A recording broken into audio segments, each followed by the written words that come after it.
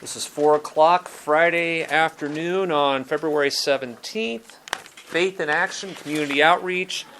Steve Heinsen, Brad Kruger, and Craig Hermsmeyer. I'd like to welcome you all to this. What we're going to do today is Craig and I are going to share a story of a small-ish congregation in North Idaho that a number of years ago, for a number of circumstances, and I'll be sharing some of our story, about how we went through a time where the church went from 210 a week to 45 in worship. Prior to my arrival, they went through some tough times. But how a congregation that's averaging about 50 a week in worship says, we want to be involved in community outreach, and we want to do it in a way that is sustainable and replicable. Those are two mantras, as it were, of the ministry for me. Is it sustainable? Is it replicable? I'm Steve Heinsen. I'm the pastor at Christ Our Redeemer Lutheran Church in Sandpoint, Idaho. I'll show you in a minute where that's at. And along with me, my co-partner in crime, Craig, would you introduce yourself? Hi, everybody. Craig Hermsmeyer, elder. You can see how desperate the church was at the time. When I walked into Christ Our Redeemer, approximately 5 years ago, when I walked in, I could hear the laughter of the redeemed. And after about an hour and 15 or 20 minutes, and Christ was exalted and the Bible was taught, and I looked around and I went, well, I think I should come back. Anyway, I did. We tolerate you well, Craig. You do. Yes. But just a quick background on where I've come from. I've been at Christ Our Redeemer in Sandpoint, Idaho, to give you an idea where that's at, and I will move around so those of you on this side are not completely blocked. Sandpoint is about as far north as you can go in the state of Idaho and the Panhandle without hitting the Canadian border. So Coeur d'Alene, some of you, it's a resort area. So is Sandpoint. It is a resort community. We're surrounded by mountains, lakes. We have a major ski resort, Schweitzer Ski Resort. It's the largest in the state of Idaho.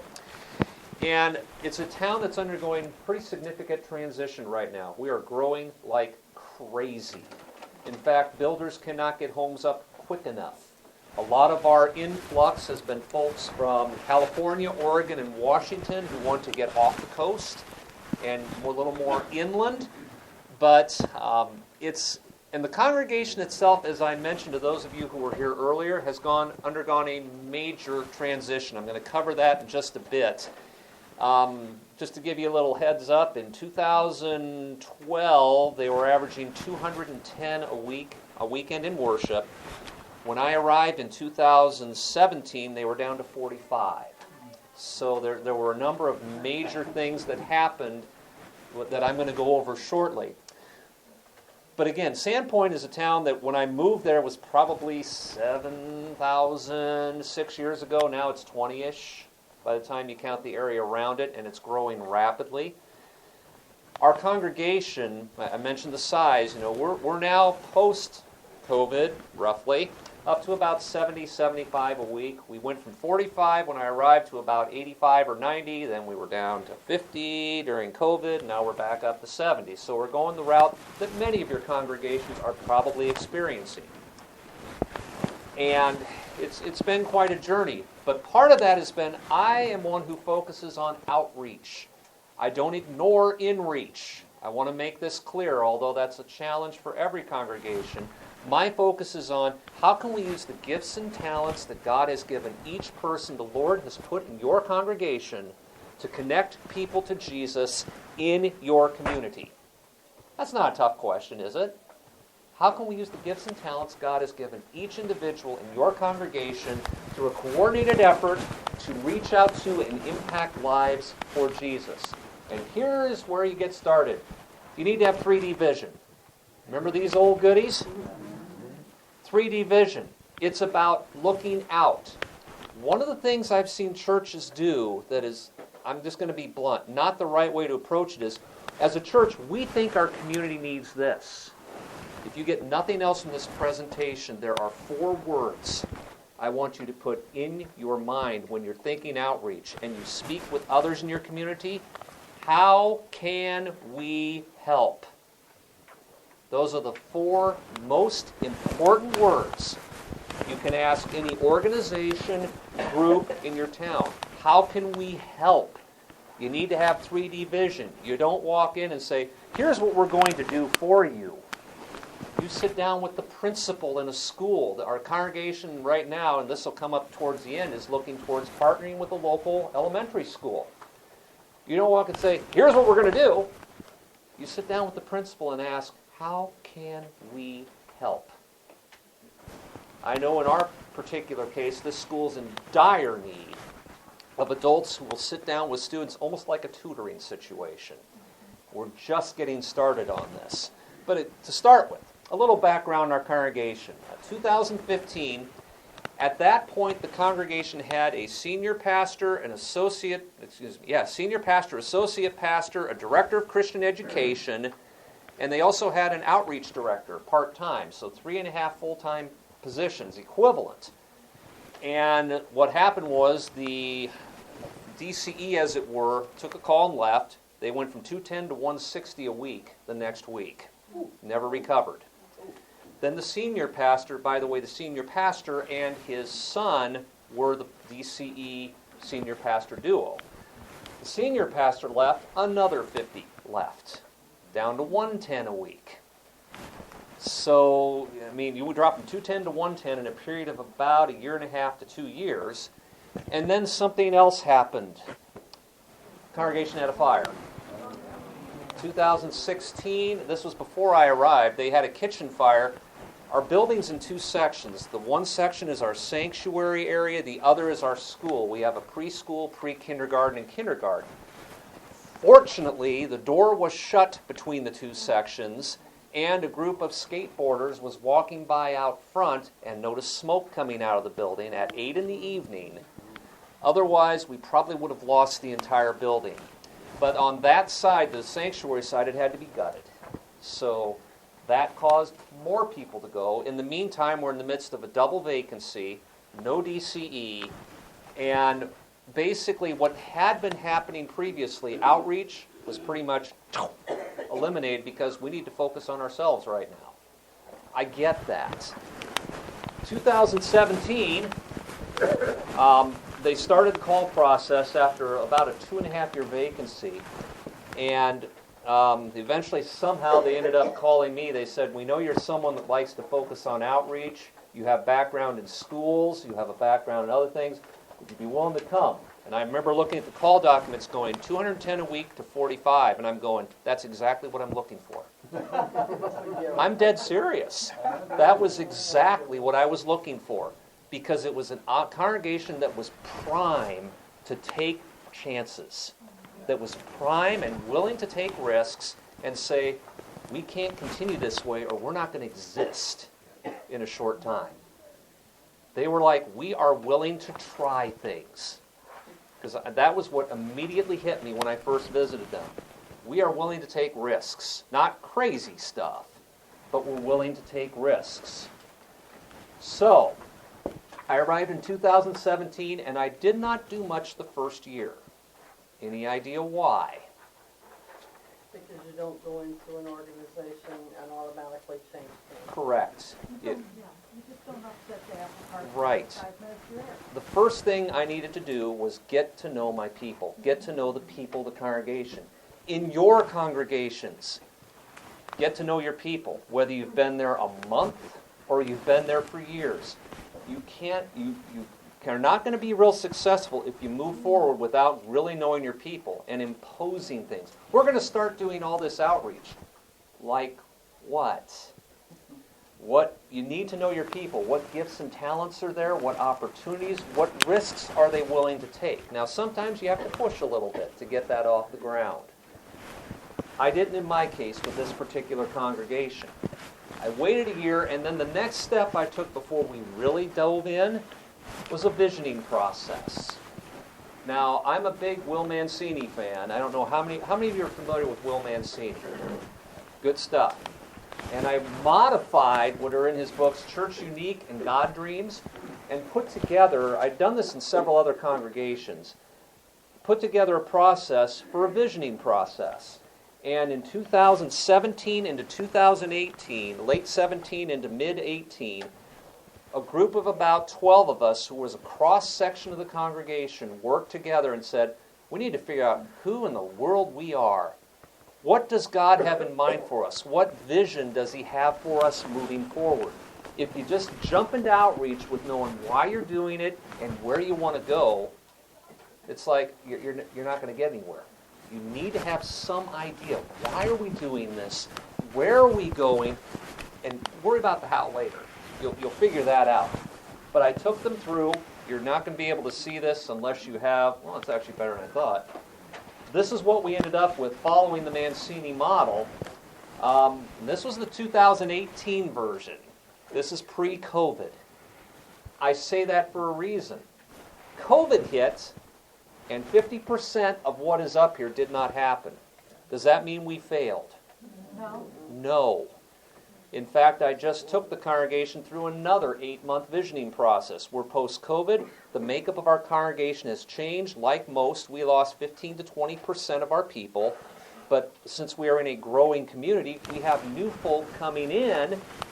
We need to figure out, is what we put together in 2018 the same as 2022? The answer was clearly no. I mean, yes, God's Word prevails, but in terms of the way we reach out, our emphasis, our focus, it's going to change. And when you do a visioning process, I could do another whole section on this. When you do a visioning process, you really need to redo it every 3 years to at most 5. Because congregations are changing rapidly. We discovered that, if you didn't already know that, during COVID. I look out on the congregation I serve currently, and I look out over, let's see, what it looked like in 2017 when I arrived. I look out on a typical Sunday, maybe 20% of the people who were there in 2017 are still here now in 2023. We're in a changing community. That may not be the case. I grew up in the rural Midwest, where, okay, the Smith family goes to the Methodist Church, the Jones go to the Presbyterian Church, and this shall never change. Nothing wrong with that. But it's still important, even if you're in a fairly static congregation, to do the visioning process from time to time just to keep things fresh and to keep your vision clearly focused on what you're doing. This is all a precursor to outreach. Okay, so we've done the visioning process. Now we're ready to rumble. A new mindset brings about new results. And here's some of the things that we were looking at. And this is where I wish Brad was here, our congregation chairman, because he's the one that put this part together, so I'm going to try and bring this all together. First of all, the law of attraction. Now, you have to be careful. You talk about attractional ministry. I realize that's a term that's been used for a long time. Some people go, when they hear that. Our thought was, okay, first of all, in order to bring people in, you have to give them a reason to even show up. Now, if I say besides Jesus, don't shoot me, that's not the point. But the law of attraction, what are we as a congregation doing that's going to grab people where they're at in their walk of faith, if they have any faith at all? And again, this is also important. It's not so much about growing Christ our Redeemer.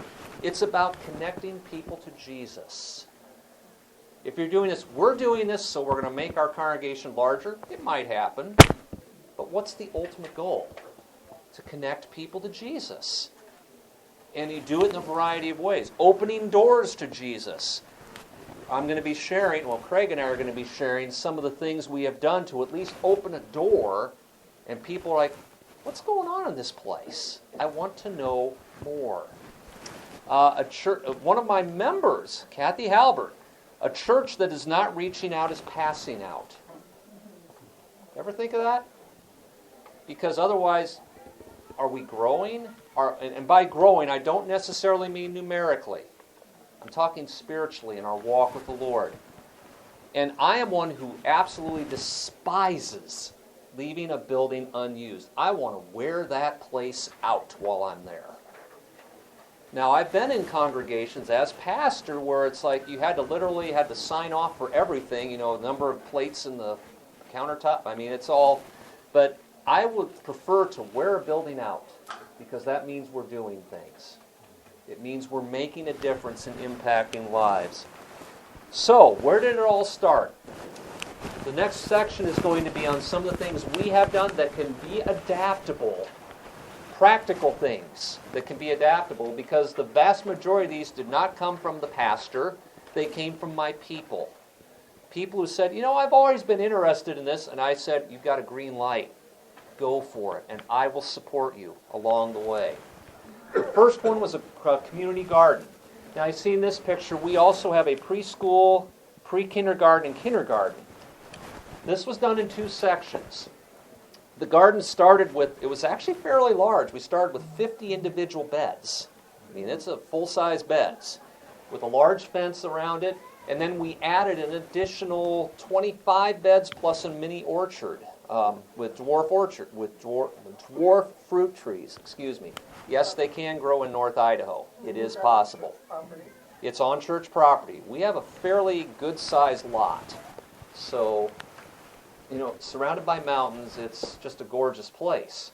But one of the things we did with the community garden is, well, there's several. One is we integrated it with our school. Let's teach our young ones about how to be sustainable, about how do things grow, how can we work to be self-sustaining. So, there's a decent picture, and I'll move so those of you on this side can see it. Those are the garden beds. And this is still before the orchard was even fully put in. You can see the first edition's in front. You look back, it's the second edition to the north. But we have it for the school. A portion of it, I believe 50%, is specifically designated for local food pantries. So 50% of what is grown goes directly to our food pantries. I'm trying to see the next picture here.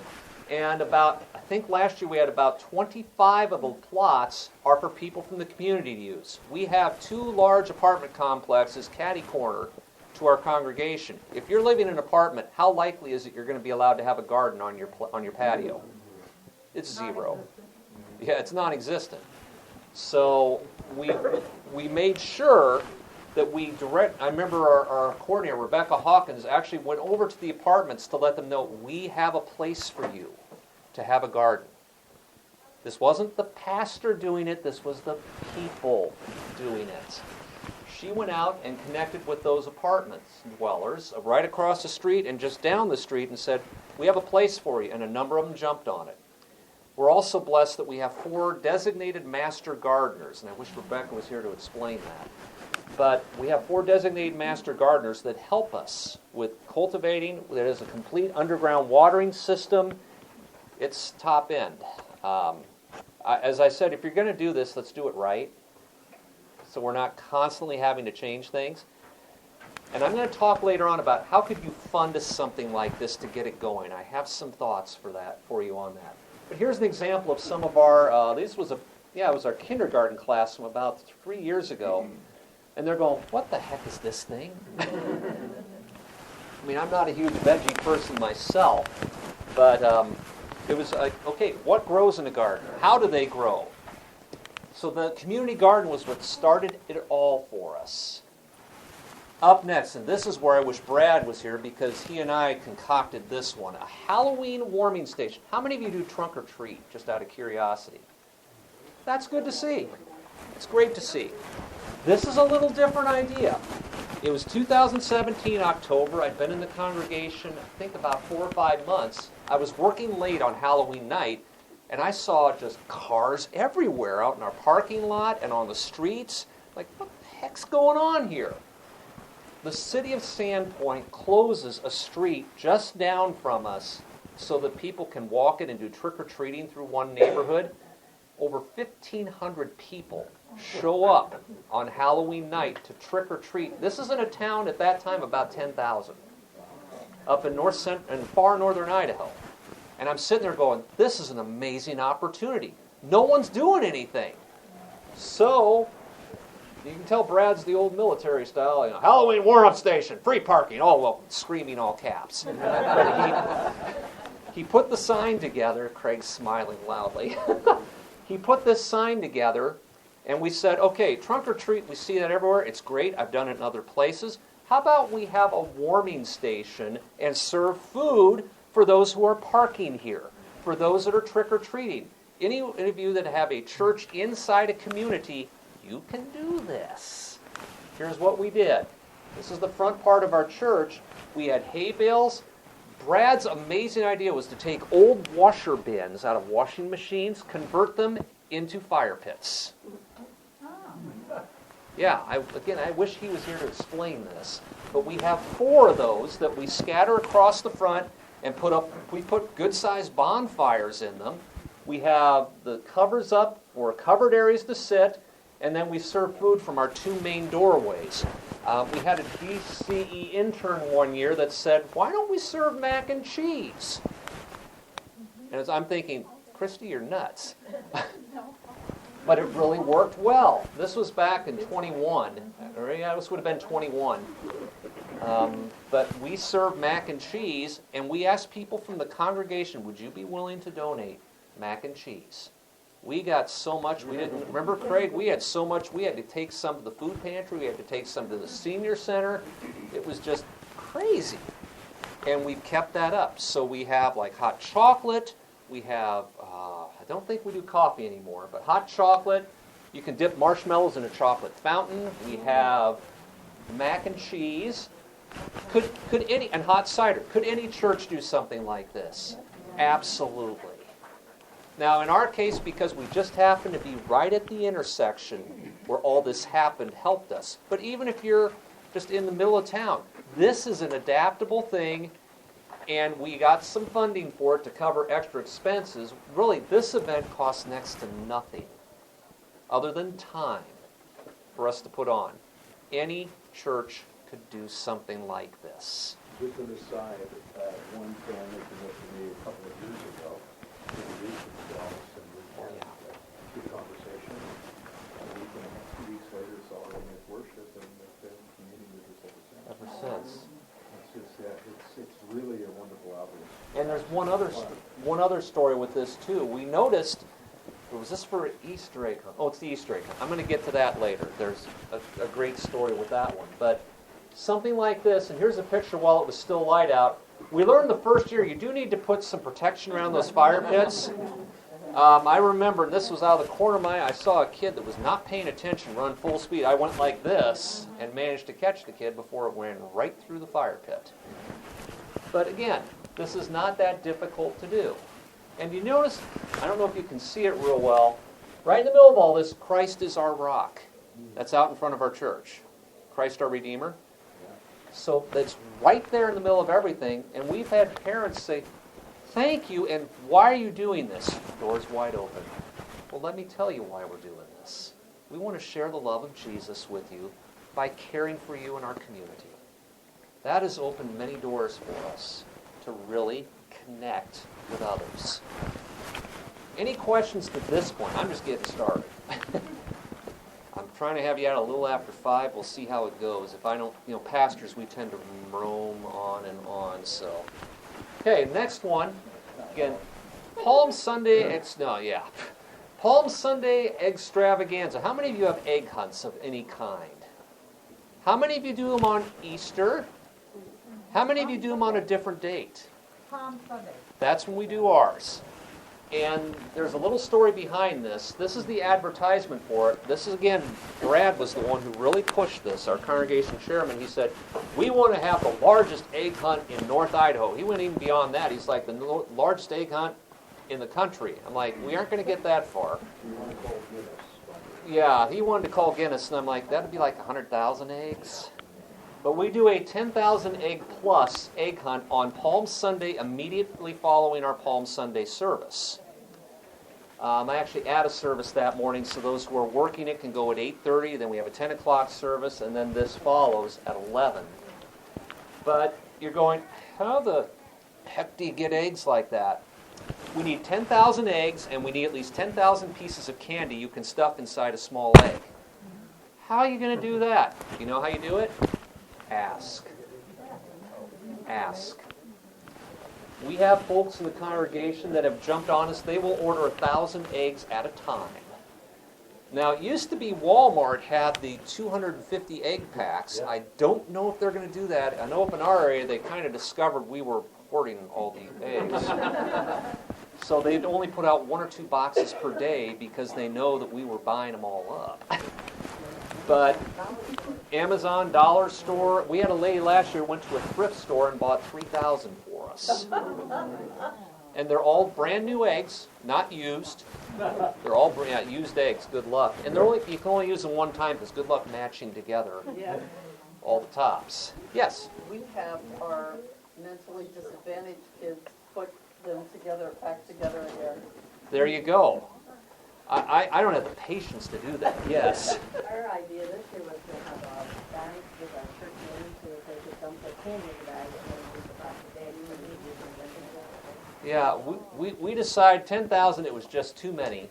So each year we ask our congregation and our school families and anyone else to donate eggs and candy. And we also have a funding source, which I will get to cover wherever we're short. Now, okay, let's say you get the eggs, let's say you get the candy. How in the world are you going to fill all these things? When I get back, starting next week, we're going to start filling eggs. From now until April 2nd, which is Palm Sunday this year. And we have some help. Our administrative assistant, Kesson, came up with a brilliant idea. She said, what if we put together like 300 packs, send them home with the students in the school and their families, and have it be a family activity to pack the eggs at home. So she puts together little bags with 300 empty eggs plus 300 pieces of candy, which has all been counted out, bless her heart for doing that, and then sends it home with the parents, and then they do that as an activity with their child at home. I don't know if they come back. Huh? I don't Oh, know if they've come back. They all have come back. We've never had a problem with that. Our airport, No, one for the egg, one for me, one for no. We don't have that problem. So we have the students. Okay, I'm trying to see what's next. Have the students fill them, and Brad once again, in his great way, put together a big sign out in front, right on the main intersection by the church on the west end of town. 10,000 eggs. You notice his great way of changing dates. It works. We don't care. It doesn't have to be super fancy deluxe or electronic. We don't have electronic sign. So this is the way we do it. The next slide I'm going to have to skip because Brad was going to talk about, I think his thing was $20 for 200 eggs, for candy and eggs. That was the way it started, but now we just flat out ask, if you're willing to donate, please do so. And now, where the heck do you put all these eggs? First year we did this is my office. I'll move so you can see. This is my office. And that was about 24 hours prior. We were finishing up. So, and this is what it looked like before we were ready to distribute them. You'll notice we have them split into 4 sections. The youngest group, which are, you practically trip over an egg if you aren't watching where you're going. And that's, I believe, our 0 through 3-year-olds, then 3 through, I think, 6-year-olds, and then 7 through 12 are the way we split them up. And we have a fairly large lawn. Oh, you're going to love this next clip. We have a fairly large lawn we can spread them out on. And these are all done in advance. And then the morning of, we have the early Palm Sunday service at 8:30. Brad and I set up a tent and some of the cones and other stuff ahead of time. But after that early service, our core group of workers, all volunteers from the congregation and school. Notice the connection there, congregation and school, work together in getting the eggs spread over our pretty extensive lawn area. I want to show you what this looked like about 4 years ago when we had a drone go up. And there's no sound with this. I'm going to drop down so you all can see it. But there's the countdown, and this does not even show the large group, the older group, which they go way up past the building. But there's the countdown, and then the air horn blows, and it's like cockroaches in the light. I wish he'd gone up a little bit higher so you could see the older kids. We get these eggs that are like this, that are special, we put way in the back. And it's a mad, absolute crazy dash to get to them.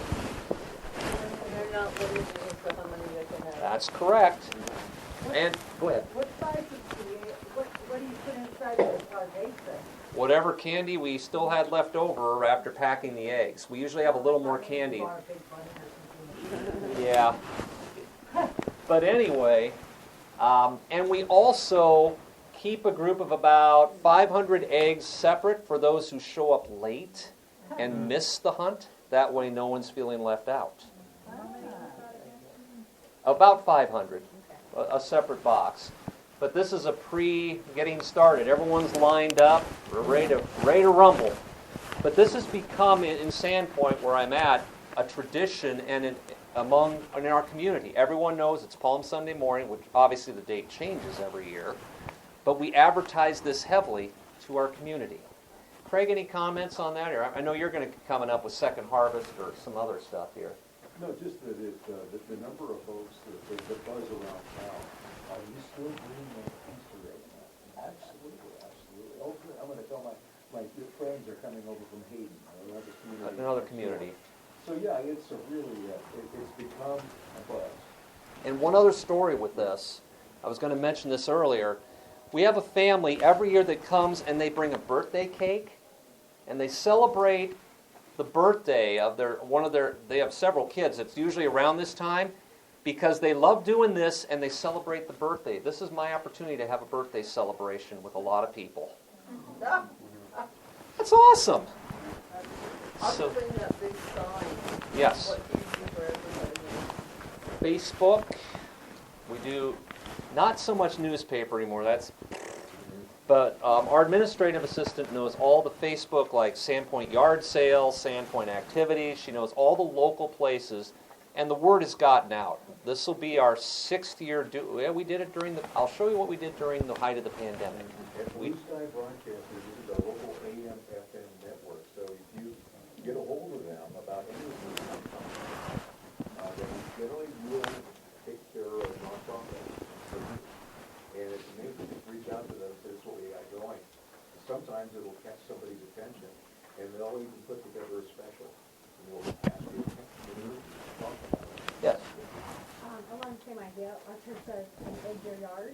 Yes. We have our high school and middle school ministry to put together the eggs, and then families can have their eggs, or their yard be eggs, but then they can also buy to have one of their friends' yards. Sounds like the flamingo So thing. kind of a way to Yes. do that. And then some of their friends, they go over to church and pick up, and their eggs will be yard, or their yard will be eggs. Okay. And then put little notes in there that it's from Christ and things. But again, this is something that could be done really by any congregation, and trunk or treat is awesome too. Any way you can find to connect with your community is a blessing. The next one I'm going to show you is one that actually did not end up working real well. I am not afraid to share where things did not go well for us. Although the idea was awesome. Again, we are on Lake Ponderay, which is a large one, I believe it's the 3rd largest lake in the western part of the state, in the western United States. It's a huge lake. We have a beachfront. Yes, North Idaho does have beach. Really, it does. And we've rented the pagoda. We said, let's serve a breakfast at the beach. We did this twice. It absolutely bombed. And you're going, well, what happened? We did our usual advertising sources. We discovered breakfast is too early to be out at the beach in North Idaho. We did it in late June. The water is too dang cold to be swimming in at that point. Usually after the 4th it's warmed up. But this is one that we did 2 years. It didn't work well, so we quietly let it die. It is okay to fail. Let me repeat that. It is okay to fail. If you think we've got to get it nailed to the wall before we do any of this, it is okay to fail. We are threatening to bring it back as hamburgers in August. Yes, might work.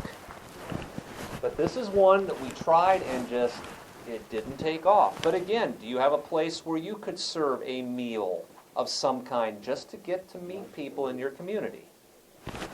Something to think about. Next one, movie nights. I'm guessing some of you do this, where you put up an outdoor screen. Yeah, put up an outdoor screen and show a movie. Now, you have to be careful with copyrights. You need to make sure you have proper licensing. I get all that. We do that. We're not stupid. We don't want to be sued. But, well, there's Brad right there on the backside. Anyway, but we did this, and they've never been hugely attended, but they've been, here's a night shot of it. But again, it's an opportunity to reach out to your community. We used our usual advertising methods. And, of course, having the school helps because it gets through very quickly when you have a school to work with. This next one. This is Brad's design. I will not take credit or blame for this. This is an advertising for our coffee hour. Most Lutheran churches I know of have some sort of coffee and donuts or fellowship time. Brad said, let's take this up a few notches. He's always looking for the extreme, and he loves it. He said, come join us for some great Black Rifle coffee, good cookies, and bad jokes. So, and we have this following our service at 10. It's roughly 11 or so, unless I get long-winded, then it's maybe 10 after. But free coffee, and also what Brad did is he contacted Black Rifle and said, we're looking to do a thing with our congregation. Would you be willing to donate coffee to us? They sent us 20 bags of coffee. Check with whoever your prime coffee source is, or who you'd like to say, hey, we're doing kind of a thing where we're hoping to reach out to people. Could you help us? Yes. What time is your service? 10 o'clock service, and then this starts at 11 afterwards. Yeah, we just have one service.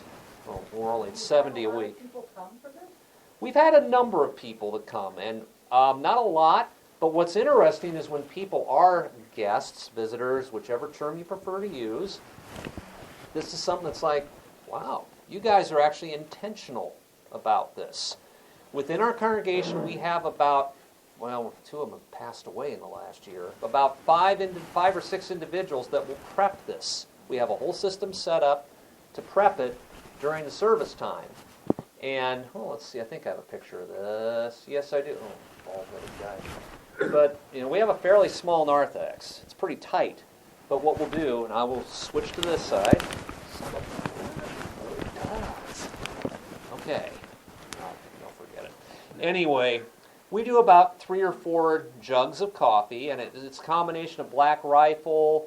Yes, we do have Folgers. We have people that prefer Folgers. And other flavored coffees. So, and also occasionally we'll have someone bring treats. I mean, again, most of your congregations, I am guessing, do something like this.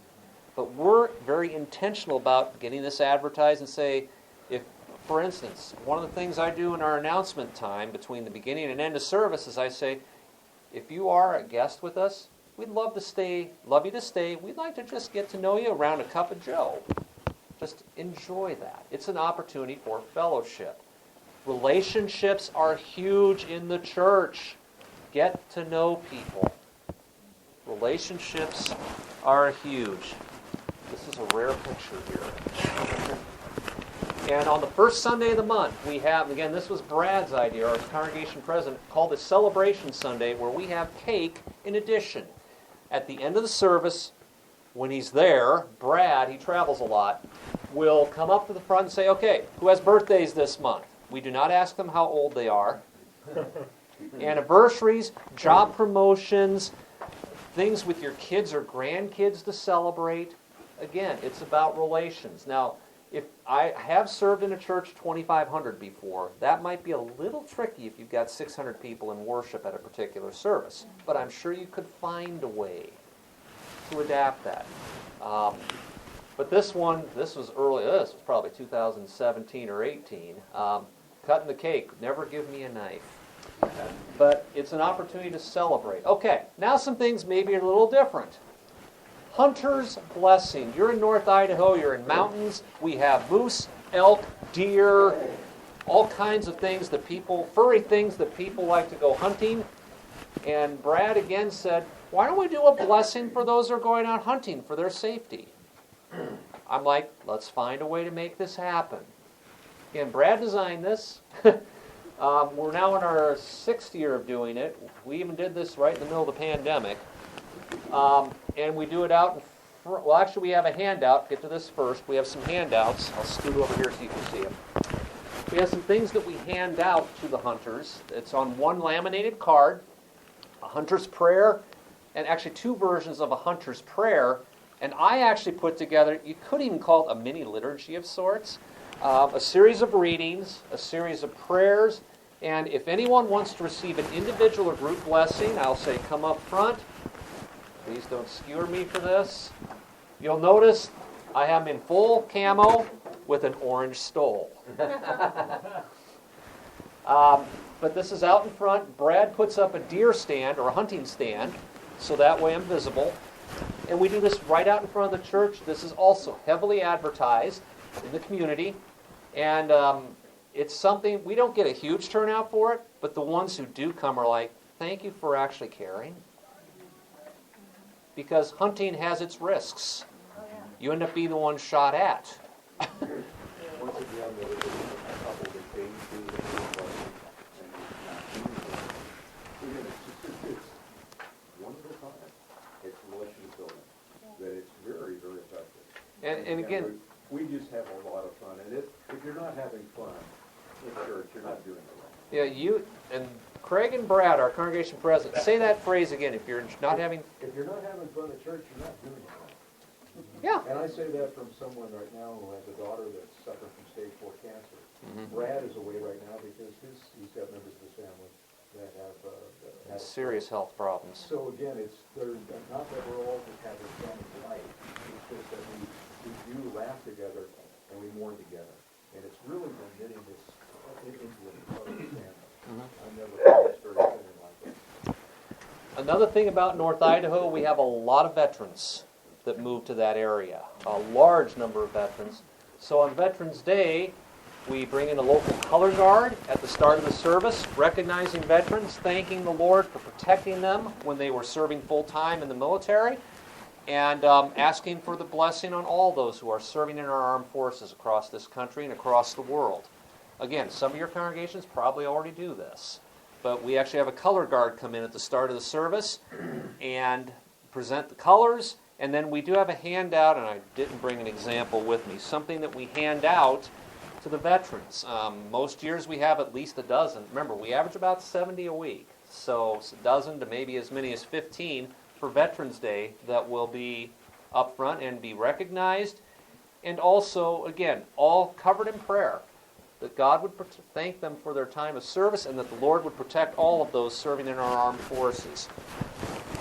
And nope. On Veterans Day, or you just do it on? It is part of the Sunday before or after Veterans Day, whichever it comes closer to. And then let's see, what happened around March 15th of 2020? COVID hit. And this was kind of our motto. COVID hit, we did not quit. Now, I know it varies by states. Some states, you were forced to shut down. Idaho was a little more flexible, but I want to be clear in all the stuff I share. We took every precaution necessary. I want to be clear about that. But when COVID hit, I remember getting together with our leadership and saying, the need now is greater than it has ever been. What can we safely and reasonably do to make a difference in this community when everyone's being forced, at the time, we knew what the situation was, to shut down? What can we do? The first thing we did, and this was within 3 weeks of the start of COVID, was host a blood drive. Again, they had a system in place to do this safely. And we followed all the precautions. We did everything that was necessary. I mean, we were still shut down. In Idaho, it started March 15th.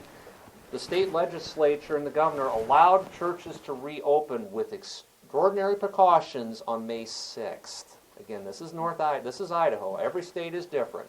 In Washington, it was well over a year and a half. It just depends on the state you're in. We took every precaution. In fact, we could have opened May 6th. I said, we're waiting until Pentecost, May 30, whatever it was. I said, we're going to wait. We did spacing. We did all the things that you would expect. But in the meantime, I said, we can't stop. This community is in desperate need of help right now. What can we do that is safe and shows we are reflecting the love of Jesus in the midst of this very tragic time? So the blood drive was the first. Craig, I'm going to need some of your help with the next one, Second Harvest. These are food distributions. Most large cities have a group that helps with large food distributions. Spokane, Washington, which is about an hour and a half from us to our southwest, a group called Second Harvest that's fighting hunger, feeding hope. That is their motto. And they assist with food delivery and assistance for those in need in a community. We see one of our groups here at the bottom. One of our groups at the bottom. During 2020, we did 6 food distributions. Give you a little better, again, here's a group. Brad, absolutely killed me here. Notice he's standing like this to show the 6-foot distance. And again, no disrespect, but just, now the way they've done food distributions has changed. It used to be they set up around the truck, people walked around it, picked up their food. With COVID, that radically changed. It was a drive-through. It became a drive-through. I think I have a picture of this. Yes, I do. So, Craig, I'm going to give you a minute to talk about this. Would you describe Second Harvest food distributions as you see them? Again, the hands typically between 20 and 30 they have a coordinator that takes the Second Harvest, would organize us, and we would pack up the individual boxes of food and meat, vegetable, starch, etc. And as the family would drive through, we would go ahead and place 1 or 2 boxes into the backs of their either station wagon, car, truck, etc. The beautiful thing about it is that you have folks that in our area, and it's pretty endemic, these folks didn't meet the criteria for government assistance. They made a little too much, but they were falling through the cracks, and they're just not quite making it. And this is what the Second Harvest really stepped up to do. A little bit of pride, and also a lot of need. And so we heard from a number of people that would just say, thank you for what you're doing, thank you for showing up, thank you for all that you're doing. And it's fairly constant. And again, another couple that would regularly come at 2020 year ended up communing with us, coming in and worshiping with us. And I keep making that point in that each one of these outreaches, you could almost, when I look at them, I think of some faces. And it's God has been set on my heart. It's not just something we do, the people that we're serving. Anyway, it's becoming Second Harvest because that we've got a dedicated group of volunteers. They like working with us. And it's because we have some fun. And the volunteers range in age from about 8 or 9. Then there's Marsh, who's 91, who helps with this food distribution. And again, it's a group of 15 to 20 people. Remember, we're a congregation that averages 70 in worship. This can be done. But they come together, and there is a cost to this. You're going, right now it's up to about $2,000 for a distribution. How do we pay for that? They give us a scholarship, which knocks it down to $200 to $400, and we have people from the congregation say, this is a valuable outreach, and they pay for it. They simply take care of it. It's always taken care of. So your area, you probably have some group that's doing something like this that maybe you could connect with instead of trying to reinvent the wheel. That's another thing here. You don't have to reinvent the wheel to reach out to community. Partner with groups in your community. Find groups that are making a difference and partner with them. Help them. Assist them in what they're trying to do. That was Second Harvest. I mentioned in 2020, the pandemic hit. Before Easter, we had all the eggs packed. What are we going to do with 10,000 packed eggs? We turned the egg hunt into a take-home egg hunt. This is a very short clip showing us distributing eggs. We put them in bags of about 50 to 100 eggs each, and we'd advertise we're not going to have the egg hunt as usual, but we're going to hand them out. So you can do your own egg hunt in your own backyard without having to be around others. Again, this was at the very start of the pandemic. And it was our DCE that kind of came up with this, our intern that came up with this at the time. She said, why don't we just give them out? I'm like, that's brilliant, Christy. Let's do this. So we advertised it, and we went through those 10,000 eggs in 15 minutes. 15 minutes. So, okay, the next one I wish Brad was here for, because this was also his baby. Junk Fest. How many of you done like a garage sale stuff? Okay, this is going to be pretty familiar. But here's how we did this. You know, you can see the tents set up in the parking lot. And again, this is Brad's advertising method. We host it, and what we do is we sell parking spots for those who want to have their own little opportunity to sell things. So it's a little bit of a fundraiser for the church, but it's also an opportunity just to have fun. And again, there's one of Brad's big signs, Junk Fest. So one caution for you. Yes. Had a church in Windsor, California that did that. The county came in and charged the property tax for the entire facility. Idaho doesn't do that, but I appreciate that. Yep. Just keep in mind. Yeah. Again, in Now, each if it was state. a donation Right. or a suggested donation, they probably would have gotten around that. Right. Idaho, they don't. Idaho's a whole different ball of wax. But yes, thank you for that. And again, here's the way he set it up in terms of spaces for the Junk Fest itself. 26 spaces, or excuse me, 56 spaces, times $20 each. The end caps. Now, we didn't have near that many spaces sold, but still, it was an opportunity for people to sell their stuff. If you're in an apartment, how easy is it to have a garage sale? And we're surrounded by apartments. So where do people park? We have some spots behind the church. We are on street parking. We just made it work. Okay, here's another example of a younger family that was doing things. Craig, the next one's yours, Helping Hands, Healing Hearts.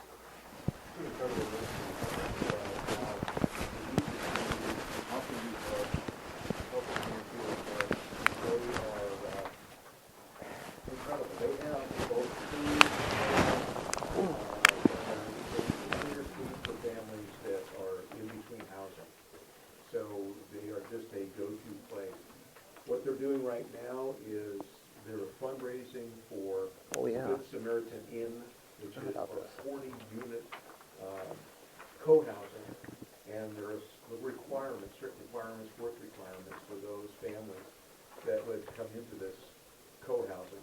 As in a lot of resort communities throughout the West, the price of housing is Ridiculous in San. and so you have a Schweitzer ski resort, world-renowned resort, and the folks that live there, that work up at Schweitzer, have to drive sometimes an hour and a half to 2 hours because the housing's so cheap. It's ridiculous. So there are folks, and you'll have an average night where it'll be 15 or so degrees, and folks are living in their cars.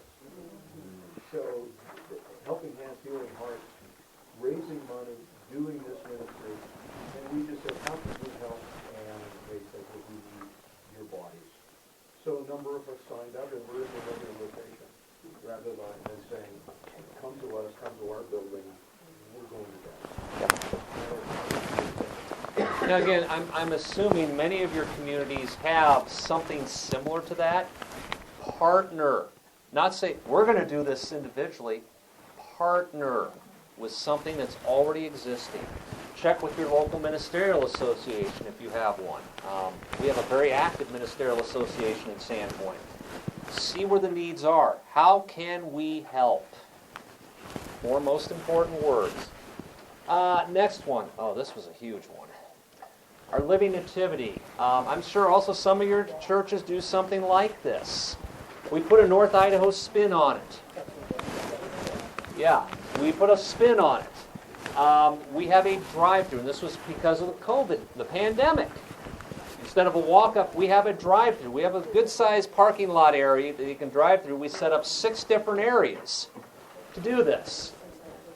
We do it on one night, and I'm going to show you the 6 separate areas just real quickly. You start with the green from the Roman soldiers. Do you notice what it's doing in this picture? The second year we did it, that day we had 14 inches of snow, and we had a record turnout. First year it rained and was 35 degrees. So the weather in North Idaho can be, but you start, literally we had 14 inches of snow, and here's the other amazing thing. We're a congregation that averages 70 in worship. We had 100 people helping with this. Because they saw, this is awesome. Let's find a way to make this happen. So you start with the soldiers, and then you go by the announcement of the angels, And now, as the cars are going through, we'll have someone walk alongside the car at a safe distance that's reading from Scripture, describing what each of the 6 areas is all about, directly from Scripture. So the shepherds, the angels, we have live animals.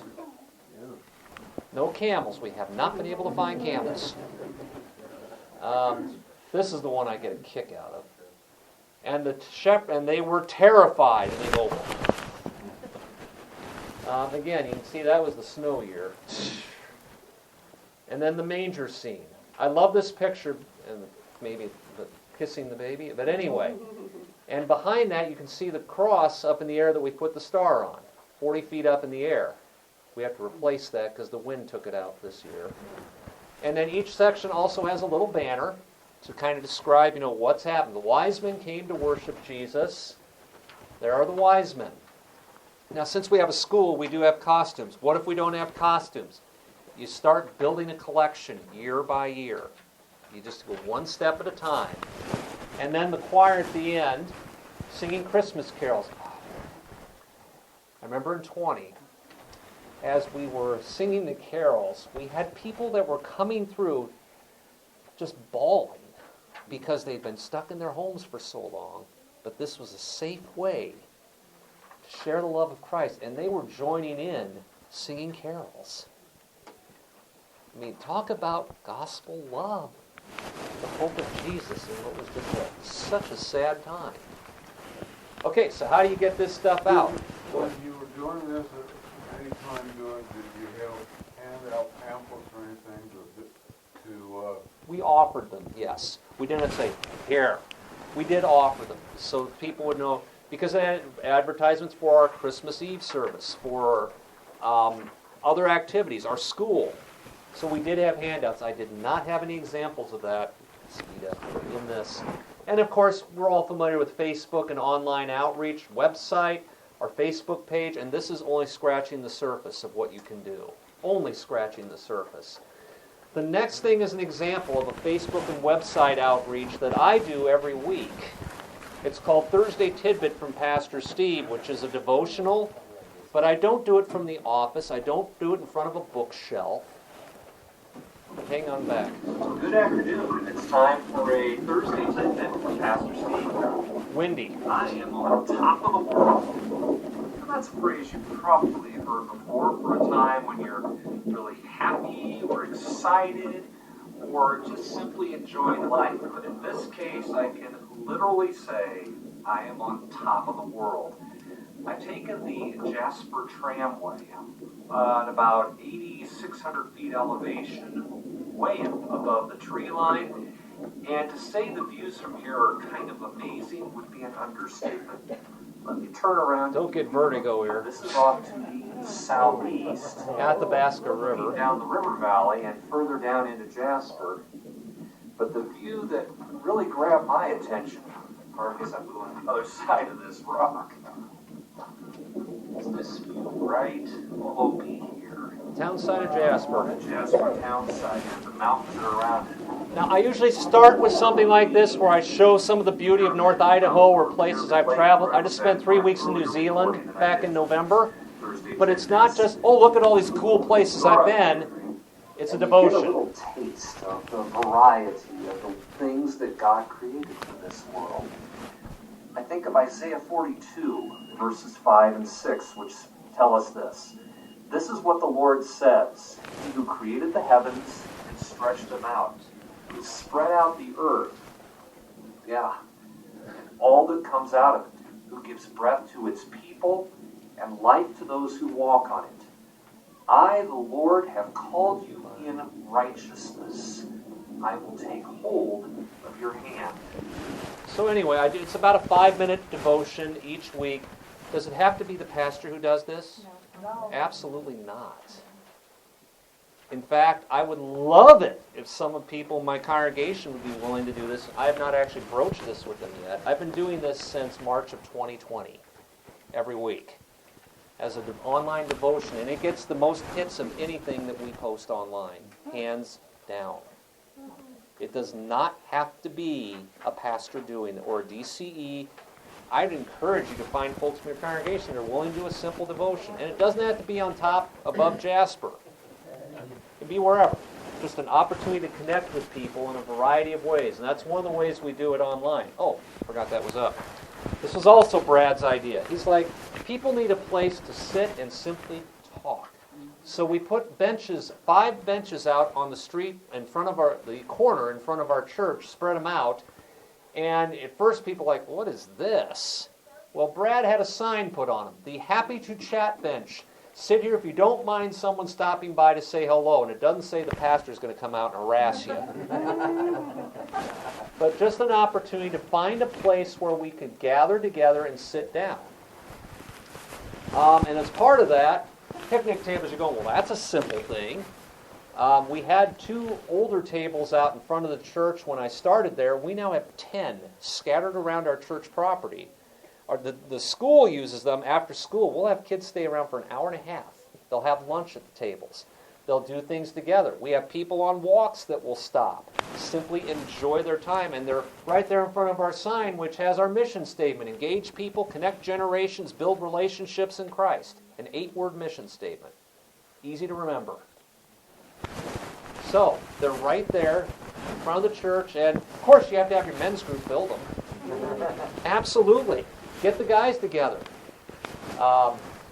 In fact, okay, that's a later picture. And we also have Girl Scout groups. We have a community women's group. Again, I want to wear that building out. Whatever it takes to wear that building out. Churches are not meant to sit empty. I'm going to speed up here a bit. And, oh, that's an awesome one. Our Little Lamb School is preschool, pre-K, and kindergarten, 3, 4, and 5-year-olds.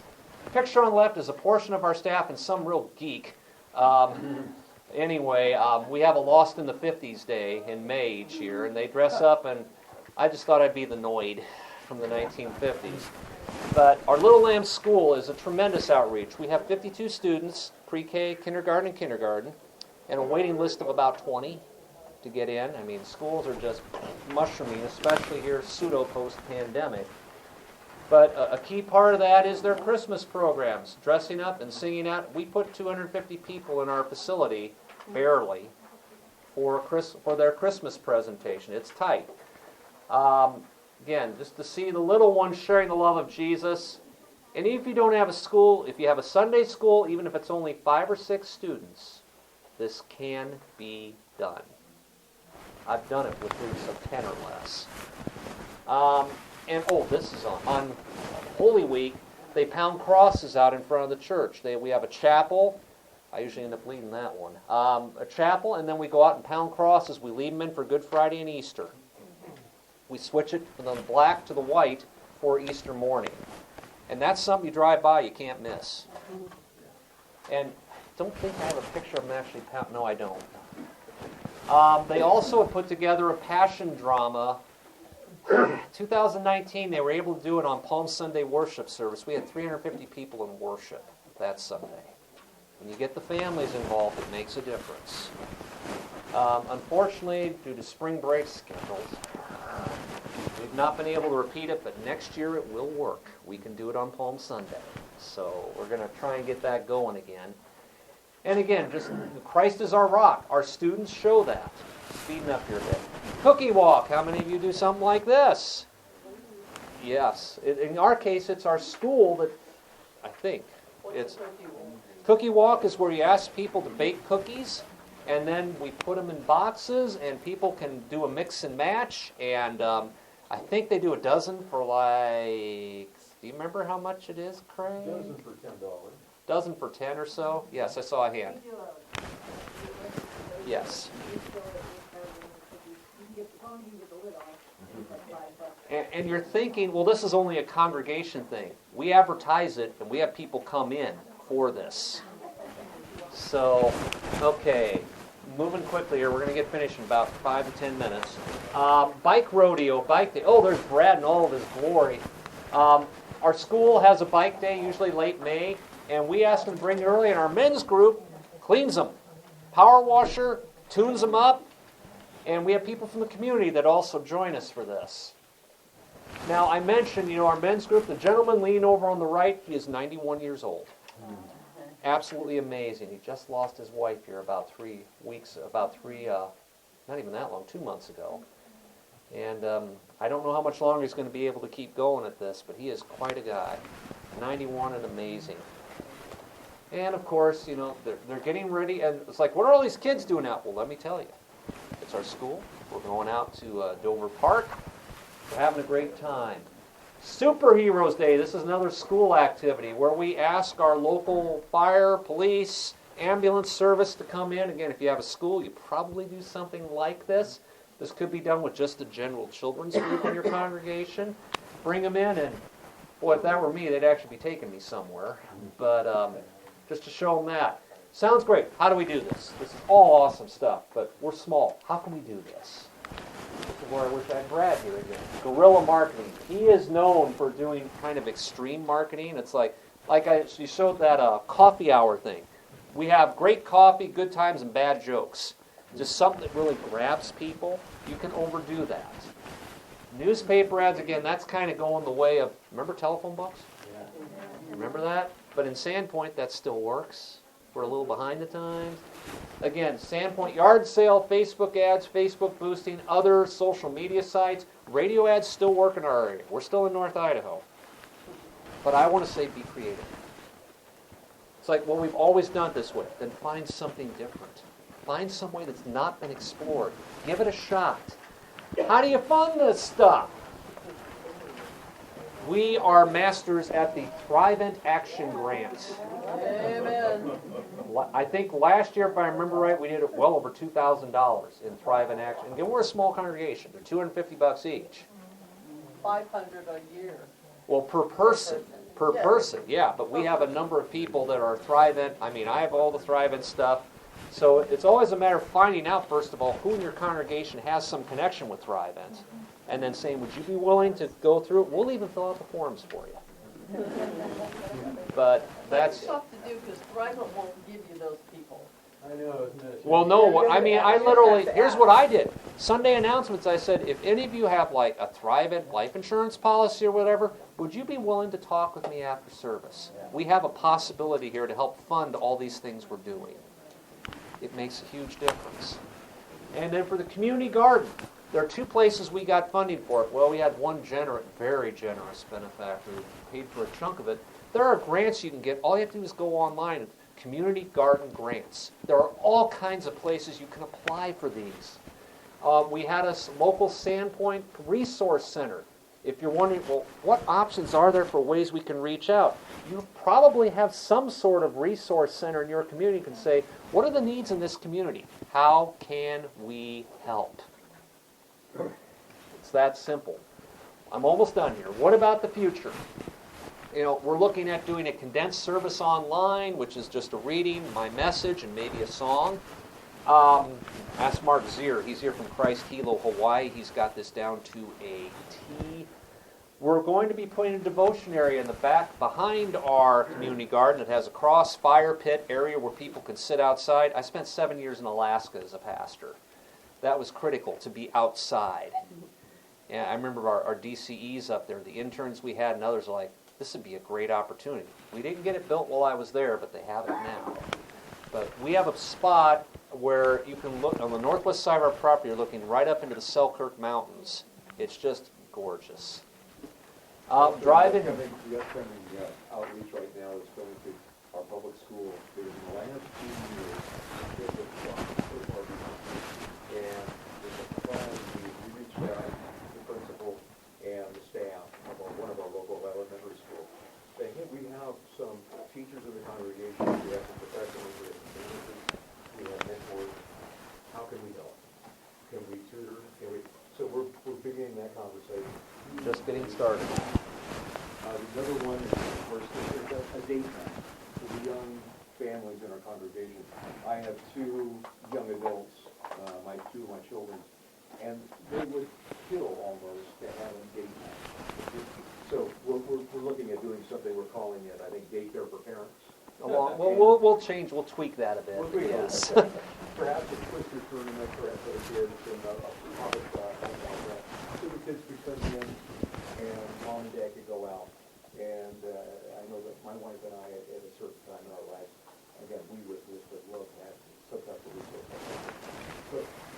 our ideas are manifold. It's a matter of Getting it organized. getting people, and then not overwhelming your folks. Not overwhelming. When you have the discussion, the things that percolate up, if you get to like an 80%, 70, 80%, where everybody's kind of going, yeah, don't let the 20 slow Discourage. you down and stop you. Yeah. You can't get, you don't want to go ahead like we did with the fireworks. When it was 55%. There was enough opposition. We did the fireworks at a summer where it was 100 degrees. It was hideous. If you looked at somebody cross-eyed, they'd break into flame. That was hot. We shut the booth down, and the rest of the community shut their booth down. We were very proud of the fact that we did it one year, it didn't work, and we're not gonna do that again. But again, We're not afraid to fail. we're not afraid to fail. And we debrief, we think about it, and look for 80%, 75, 80%. If people wanna go ahead, go for it. And not lean on the same person every time, of course. And see what percolates up. People wanna help. Okay, any questions you have? Yes, ma'am. Who in your church heads all these things up? That's hence all what All these plans? Who heads them up? who has them I mean, up? do you have a? We do do you not have a committee? central. Do you have a, no? We don't have a central group for this. When someone comes to me with an idea, my response to them is, I love it. How can I help you make this happen? Okay. And then you see, this is letting Just go. anybody and everybody in the church can come up with something? We don't say you have to take this through council unless it's something really out there. We don't have all these extra steps. It's like, you have an idea? Great. Who do you have to help you? And how can I help make this a reality? We have a joke about Pastor, we call him Pastor Picard.